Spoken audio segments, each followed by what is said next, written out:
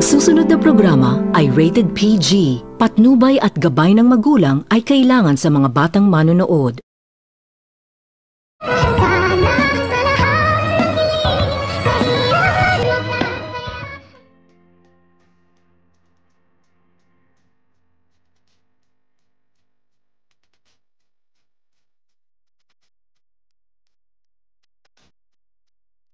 Pagkatapos nitong maisipan ni Giselle na bisitahin itong si Moira sa kulungan ay dito dali-dali naman din itong binisita ni Giselle itong si Moira upang kakumustahin. Ngunit ikinagulat nito ni Giselle ng kanyang pagdating sa presinto ay agad nitong sinalubong ni Warden at agad nitong sinabihan ni Warden itong si Giselle na mayroon umanong isang lalaki na tumutulong kay Moira. Kung kaya't agad naman din itong kinausap ni Giselle itong si Warden at sinabihan na magbabayad umano ito ng malaking halagang pira basta alamin lang umano nito ni Warden kung sino umano ang lalaki na bumibisita ni Moira at dito. Agad naman din itong sinunod ni Warden at nang bumisita muli itong si Eric ay agad naman din itong kinuna ni Warden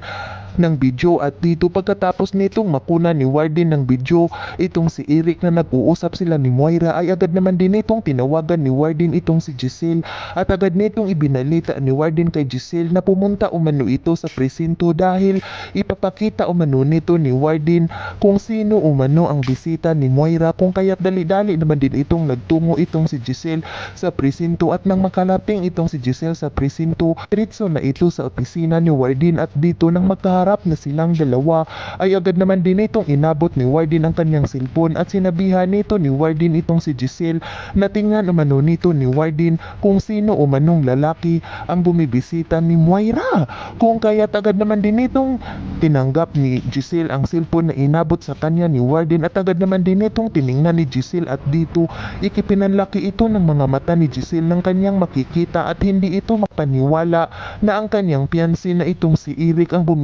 bumisita kay Moira. Kung kaya't agad naman din itong tinawagan ni Giselle itong si Eric at tinanong kung nasaan umano ito at dito agad naman din itong sinagot ni Eric itong si Giselle na kumuha na umano ito ng kanyang passport dahil babalik na umano ito sa ibang bansa. Kung kaya't agad naman din itong sinabihan ni Giselle itong si Eric na mag-uusap muna umano sila at dito agad naman din itong nakikipagkita si Eric kay Giselle at dito nang magkaharap na silang dalawa ay hindi nito napigilan ni Giselle ang kanyang sarili at agad nitong pinagsabihan ni Giselle itong si Eric na siya pala umano ang tumutulong kay Moira kung bakit umano nito tinutulungan ni Eric si Moira. Yan ay ating aabangan sa susunod pa na pangyayari sa kaganapang ito ng abot kamay na pangarap. Huwag mong kalimutang isubscribe at i-hit ang notification bell ng aking channel.